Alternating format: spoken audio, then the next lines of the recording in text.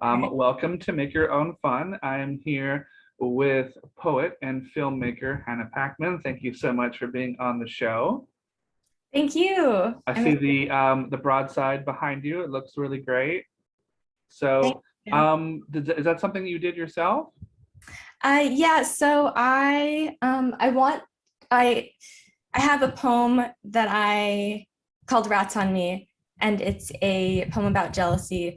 And I contacted Rick Lupert to help with the design, and Alexis Ron Fancher took the photo. So I wanted a broadside to hand out to people at my monthly poetry events or my monthly poetry readings. And now I have something, but it's more like a poster actually. So at first Yeah, I was yeah, that's at first I really was concerned cool. about that. Yeah, at first I was concerned about that, but now I think it's more of a statement piece and something that someone would want to put up on their walls instead of maybe tuck away under the bed. Yeah, So and like nothing like having like free advertising for yourself, like on a podcast, like right on the wall behind you. So yeah, exactly. Yeah, I was kind of thinking that way.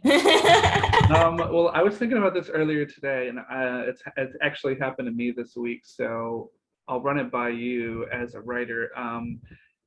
One of two things usually happens when you find an old piece of like unfinished writing that you kind of like discover in a notebook or, you know, on a USB or something. You know, you just come across it. One of two things either happen. Either it's like, oh my gosh, yeah, where was this? This is a great find, or like, ah.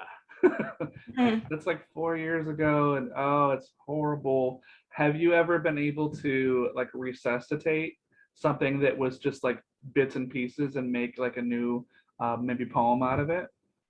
Yes, actually, a poem I wrote during the pandemic because one of the assignments of Brendan Constantine's workshop was to take part of an older poem and then include it in a new poem.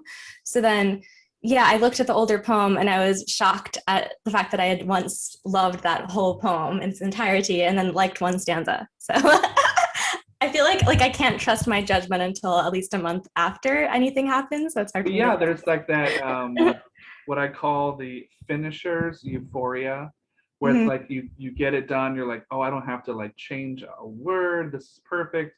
Like I am the king of the universe. This is amazing. And then like a month or two later, you're like, maybe not. Mhm.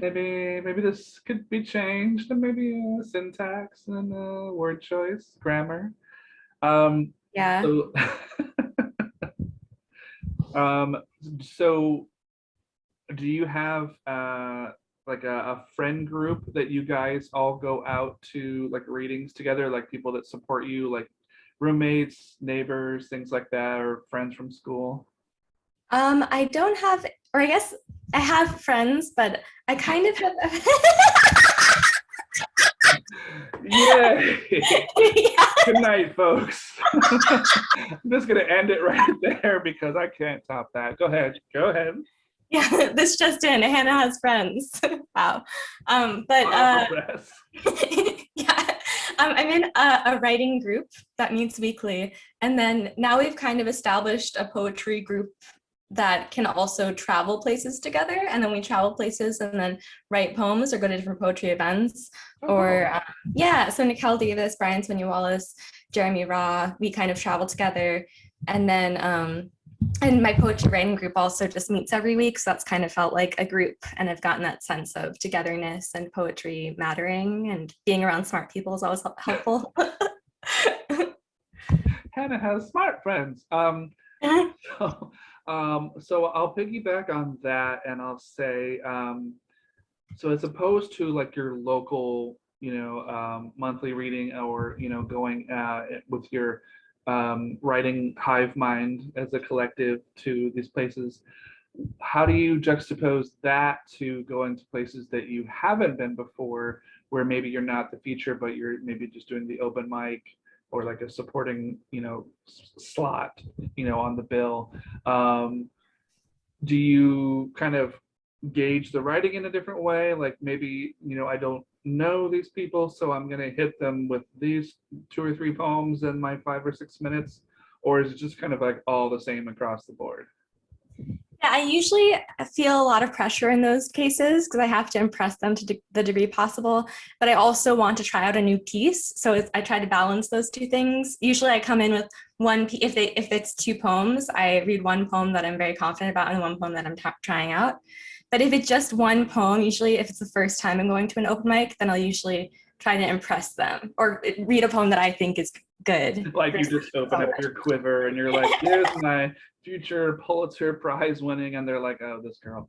But yeah, I mean, I always find that like if it's like a longer read time, like 5, 6, 7 minutes, then I would always read like the new thing in the middle, and kind of I guess I would call them like war horse kind of things, where it's like they're gonna land, like you've read them a lot in public. So what would you say, I don't want to use the word quality, but what would you say the effect of, because I know you brought this up a lot, of workshops on your writing, so where you were maybe before and after going to a few of them, do you feel like it's either broadened your scope or just kind of brought more attention to detail in your writing?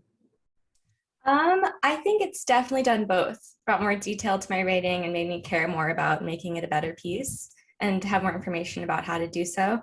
And then I also think I was an assistant editor for the magazine Gyroscope Review for 2 years.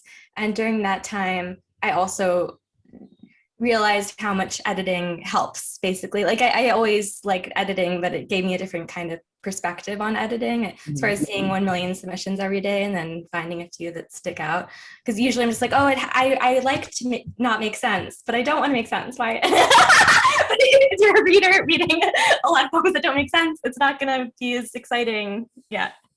I mean, it sounds to me like you kind of had to delve into what they call the slush pile of submissions, where it's just like you're inundated with like, invisible pieces of paper or whatever. I'm sure it's all email stuff, but was there ever a time, because you were just mentioning this, where you're getting stuff from people and you're like, I don't know if this is like an E.E. Cummings thing where they're just moving words around the page to make it look pretty or make it look like art on the page, or perhaps they drunk.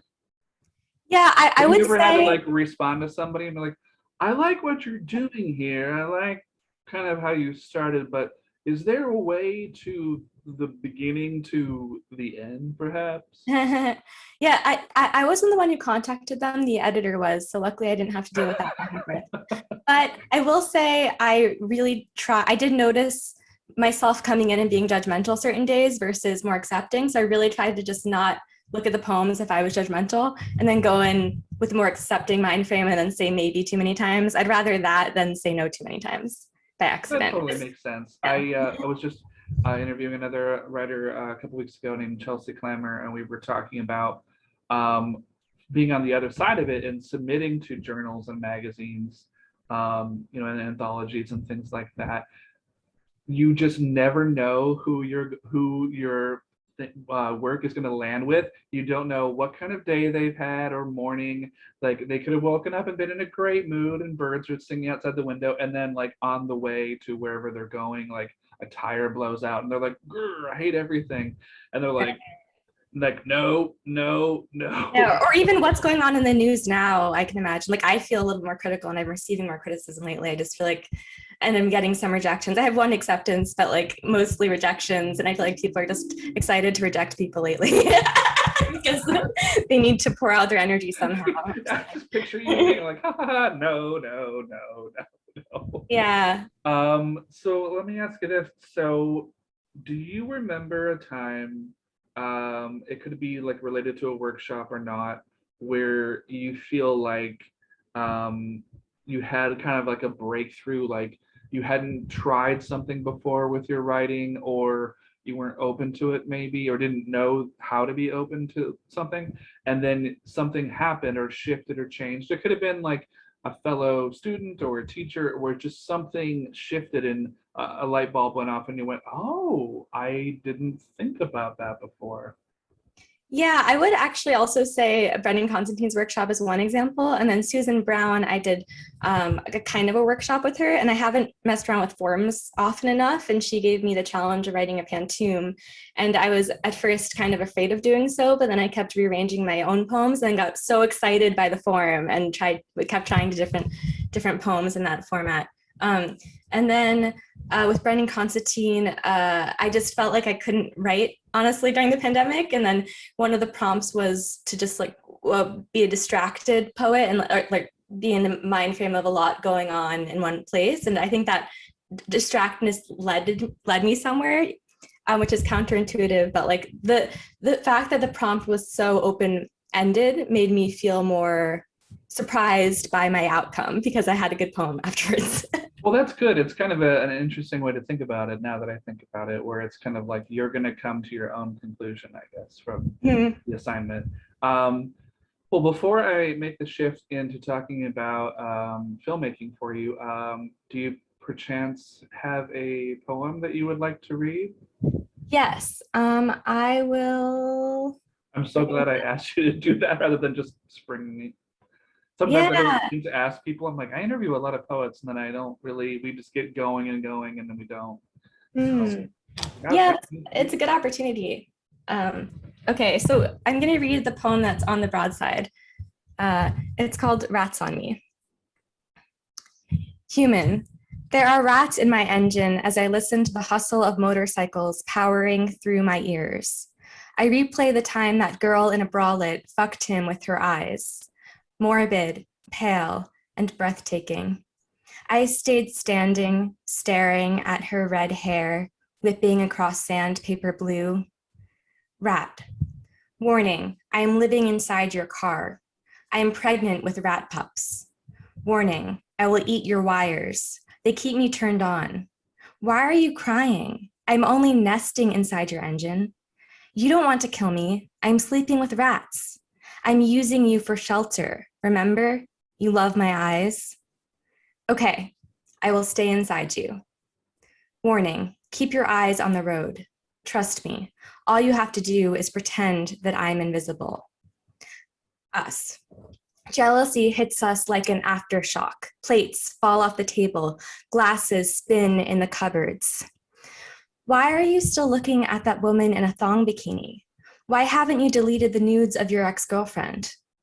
We trust the stuck language pushing us away before the jealousy hits us again, like a water balloon thrown indoors. We jerk our heads forward to our knees, yelling for a real, calm discussion. The us of yesterday sprints away, leaving him.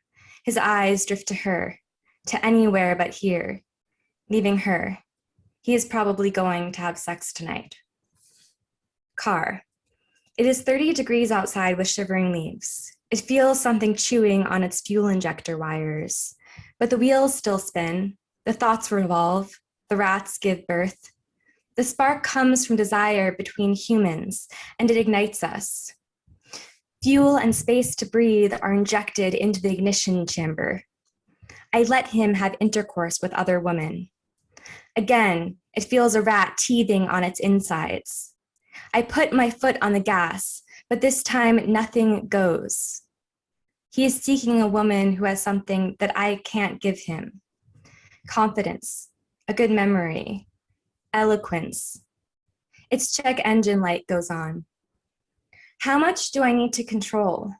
How much am I hurting us by driving around with broken wires? Please look, I am on fire. Oh yeah. So did you kind of pat yourself on the back and like knew you kind of got somewhere when you finished writing that one or editing it, I guess? Yeah, it took a very long time to write it, actually. I started writing it at the end of my breakup, actually. That was a while ago, so I feel like comfortable saying it. And yeah, in 2019, the summer 2019, I started writing it. And then I kept writing it in 2020, and then I submitted it to Anti-Heroin Chic and it got accepted. And then I brought it to my weekly writing group composed of Nicole Davis, Allison Turner, Bill Ratner, and Jeremy Raw. And then they gave me such great notes, and Nicole Davis recommended making it into a section poem because before it was just one page. and that really helped. It was exciting to like figure out the different sides in that equation. That's incredible that you stayed with it for that long, because I think most people, they have that initial rush of I got to get it down on paper, and then distractions happen, and it's like if it doesn't kind of wrap up in like a day or two, people tend to lose interest. You know what I mean? So Yeah, yeah. that's just a testament to your fortitude that you were like, I'm going to get this done, and and being open to, like you're saying, like a different interpretation, because so many people, I think, in the creating process are so afraid to like open up and say like, these are my organs, like help me, you know, make it into something. It's hard to, you know what I mean? It's hard to share when it's not fully formed. So Right.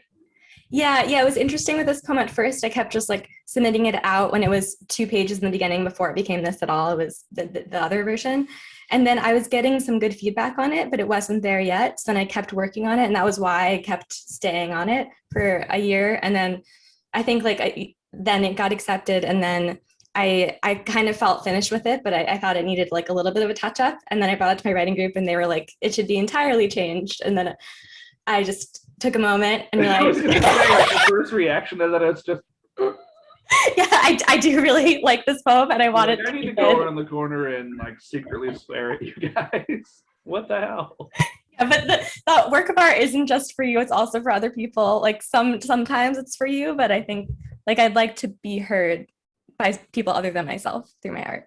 That reminds me of years ago, I got invited to a meeting for a screenplay, and went in to meet the production people, and they were doing this a lot during the conversation, which I'm like, this is never good.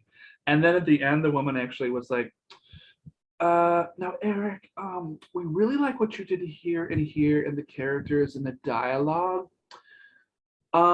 We like everything about your script except for the plot. So if you could just, and then Huh. get back to us, and I'm like, right.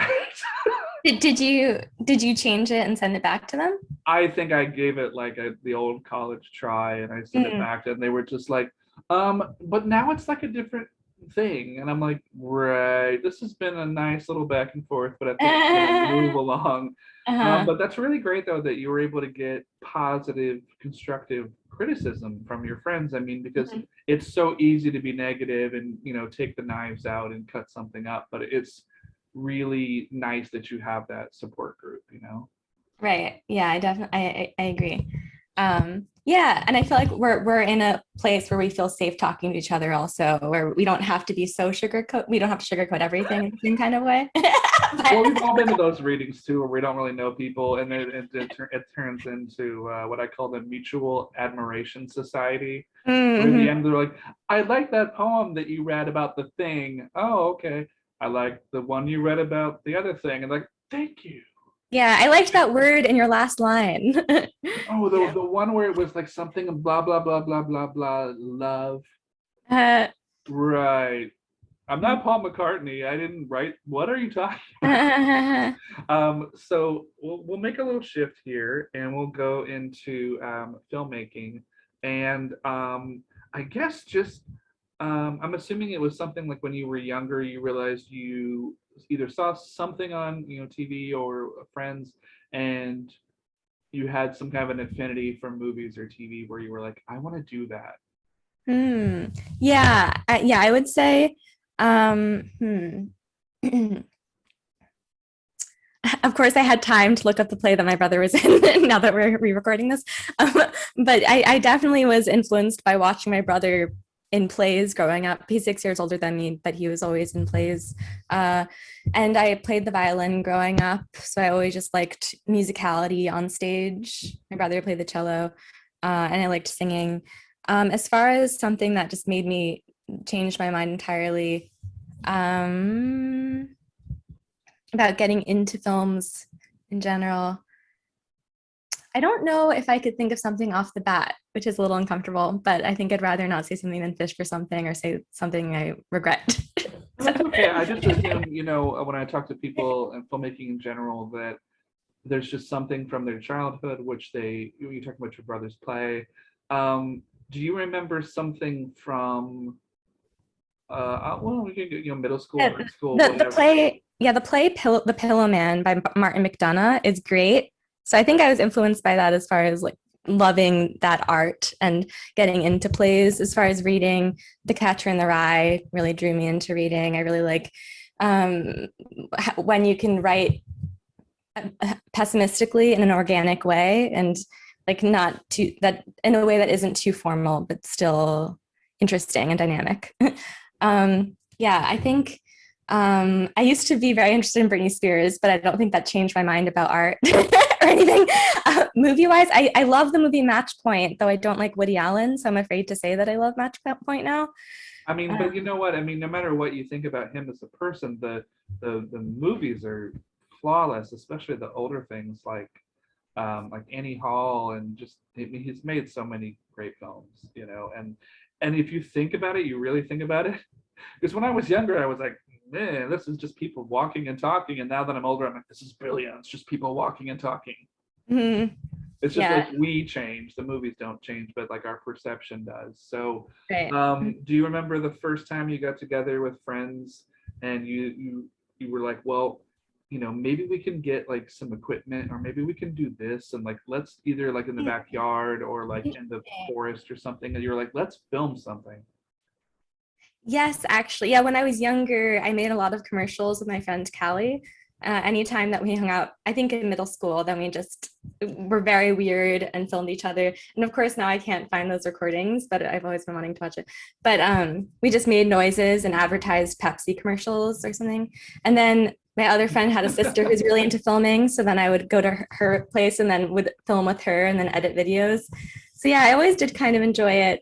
I didn't pursue it really until like I pursued it as in I had fun pursuing it as a hobby when I was younger. And then when I graduated college, then I was into improv and then sketch comedy writing. And then from there, then I got into trying to videotape sketches. And now I'm more into making experimental films. And I don't do that as often as poetry, but I like keeping that as a hobby. Um, Gotta keep it up. You gotta do it. yeah. It's because, and I think maybe we talked about this before, that one of the things I really like about film is it encompasses all the arts, everything. Mm-hmm. So You that's could bring what most everything people, together. yeah, I mean, Mhm. writing, acting, directing, producing, costume making, locations, I mean, painting. Mhm. Um, but do you remember going out like in somewhere around LA with friends to like something that wasn't like in someone's house, like to like the desert or the beach or the forest, and pretending it wasn't LA? Did you do that? Um, sorry, at any point in my life or Well, I mean, like when you were, high school, college, like when you started filmmaking, like what do you remember when you started going out to locations and saying like, well, this is not my backyard, this is not LA. I'm pretending either this is like another city or another country or another hmm. planet, something like that, where you're like really expanding your imagination. Hmm. I would say actually, yeah, I'm from Connecticut, so I haven't had an experience in Connecticut definitely, but in California, has there been that kind of experience? I can't recall something. Yeah. Like, yeah, I guess to a certain degree, I think on stage I've created that. I don't know if I have gone somewhere. Um, I think it's Oak Glen. Uh-huh. Yeah, I went there and then recreated a scene with my friend of us looking for keys and trying to find keys in a sketch. It was an improvised sketch, but that was fun. We didn't really pay too much attention to the location or anything, though. I made a lot of just fun sketches and written a lot of serious sketches that haven't been videotaped, basically.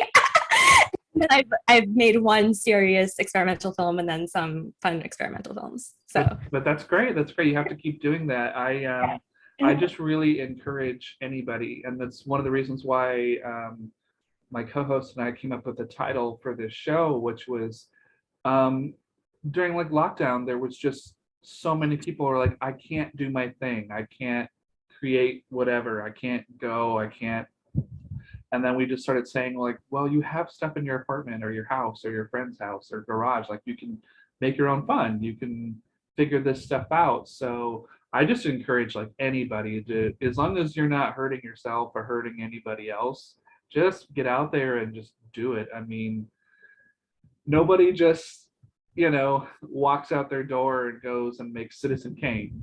I mean, as Mhm. far as I know, it's like you have to like start somewhere. And it's like there were a lot of people, and I don't know how old you were when you came from Connecticut, but like I was in my early 20s when I came from Ohio to California, and these people that I would meet at these, I don't know, doing background or commercial auditions, and people were like, well, I'm gonna make like the next Avatar. Like, how about you make like a 5-minute short where a narrative happens, and they're like, I don't have time for that. I'm like, what? Mhm.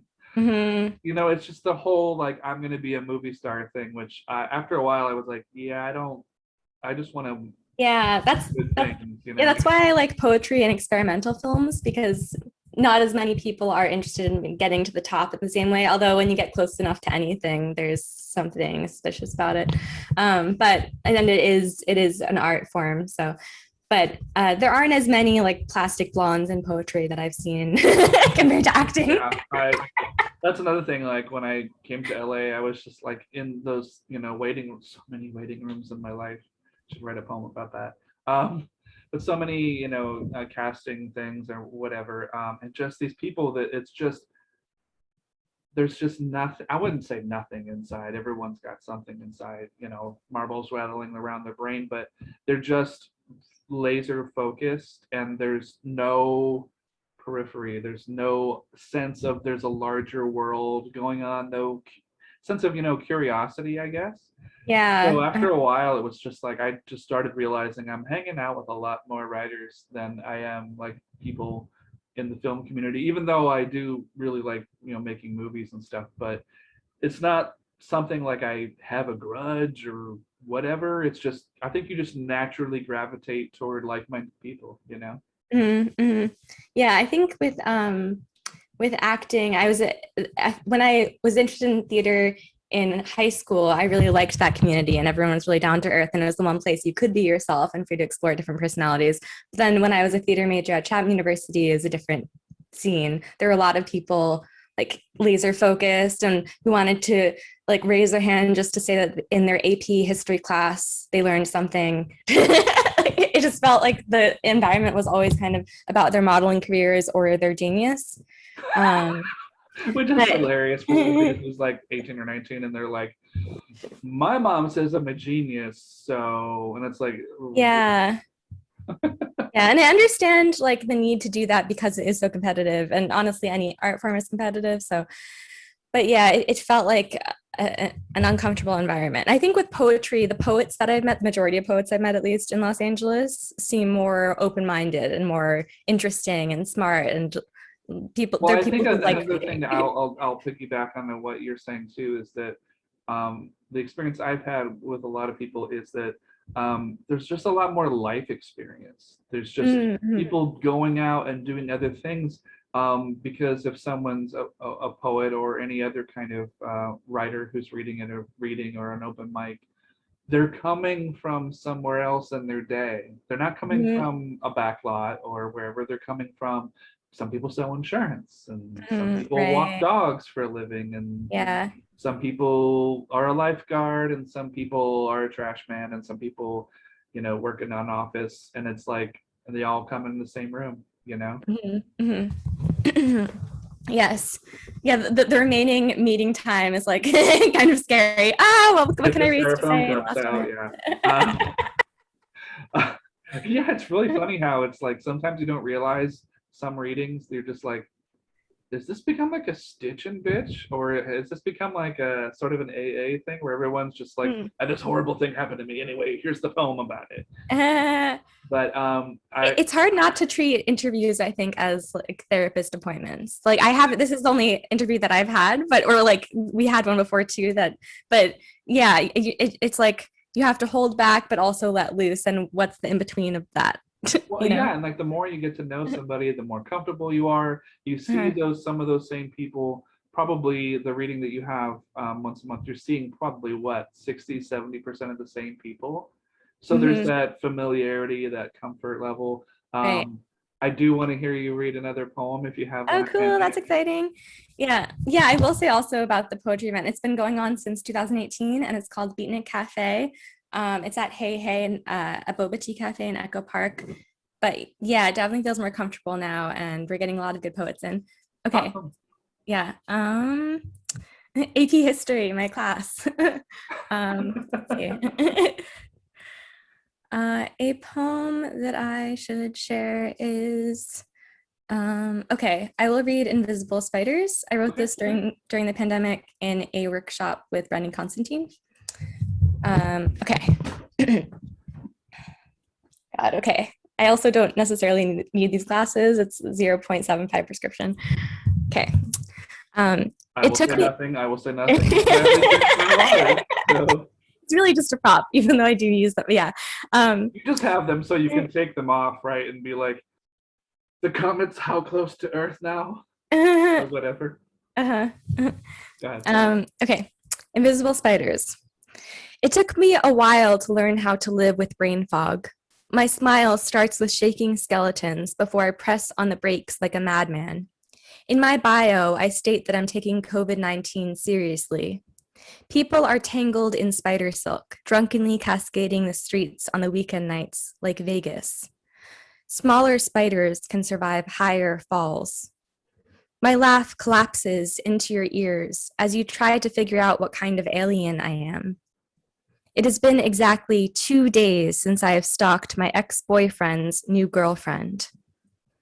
Wanting more leaps of departed ha-has, I tickle you with nervousness, expanding at the great wall of solitude. Who understands invisible illnesses? The sinking starts at my chest and lingers like a fly circling chocolate cake as I take another bite of trying to hear you. I ask your avatar every place you have been in the last 6 months. Spiders have excellent eyesight. They use their webs to think. Dig it. Thanks. Have you submitted that?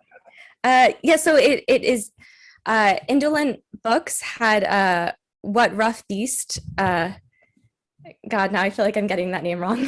But I submitted it there during the pandemic to Indolent Books, and it was accepted. And now I've changed it since, so it's online but in different format. And the manuscript that I'm currently sending out right now is called Invisible Spiders. So it's the title poem of the manuscript. Ooh, very cool. Stay tuned. Well, do you want to read another one and then maybe we'll wrap it up after that? Yes. Okay. And if you need a moment to look, I can fill up time with spiely things. I'm literally full of it. So Okay. I will also say, not that this matters so much, but like music has also really helped me with poetry, my connection to poetry. I really have gotten more into music since 2017. Father John Misty, all of his lyrics are so great. Like the idea of like saying two things at once really comes through with lyrics and music, and then that kind of challenges you to think differently. Poetry as well. Okay, I'm going to read the poem that was accepted by the MacGuffin. I just posted about it. yeah, It's I called. saw that. Congratulations. That's great. Thanks. It's called If You Have a Chronic Illness, Let's Get Married.com. Is there a dating application for people with chronic illnesses? My bio would read, seeking lover to help me carry in laundry, massage me to sleep, and drive me to next doctor's appointment. Must be open to random bursts of making our fingers talk to each other. My photos would include one of me crying on the phone and one of my body splayed out, ready to go through a tube. Thirsty for a man to cuddle with after the delicious gong of a sweet fight. Could you be the one who has all of his beautiful ducks in disarray? The one I can fight with about whose anxiety matters more? The one who will forget to show up for a funeral? We could sample each other's pills, cooing at the sign of unknown side effects, turned on by any opportunity to extend a motherly extra hand. Oh, the delight of being needed by another agonized human. Wouldn't I be the ideal partner to die with forever? To die with forever. Wow. Thanks. I just realized I read a different version of that than the one that was published, but that's okay. There's one line that's different. Well, no, I mean, you even mentioned, I think the previous poem that it was published and then you changed it again before putting it online. So kudos to you. Some people don't even do that. They can't bring themselves. They're like, well, once it's published, it's in marble and I won't touch it again, you know? Mm-hmm.